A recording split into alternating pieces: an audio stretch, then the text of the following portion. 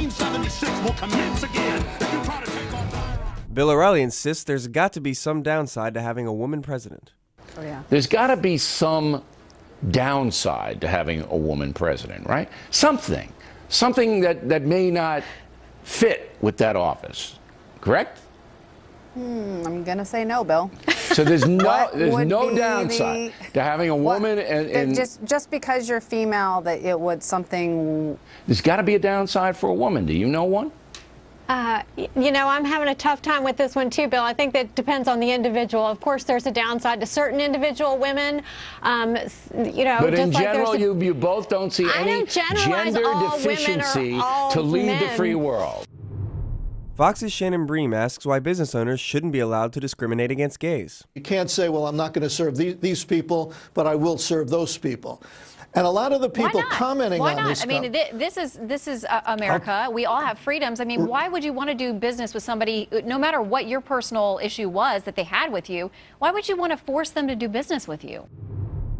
Rush Limbaugh decries an all-out jihad on the culture in response to the Girl Scouts hiring a lesbian. Girl Scouts hire lesbian as chief girl experience officer. As millions of moms consider digging into their pocket, as Breitbart story.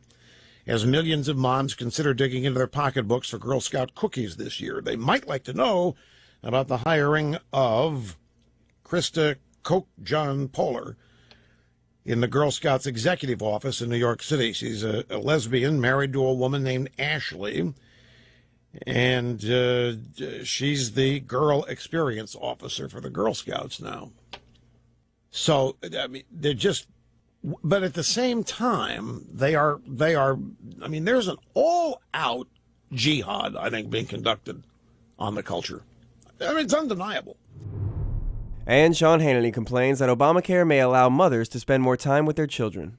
But listen to what he's saying. He's saying if you're at a dead-end job, you get to stay home. Well, if you get to stay home, if you think your job's a dead-end job, then I assume you're not making $100,000 or $200,000 a year.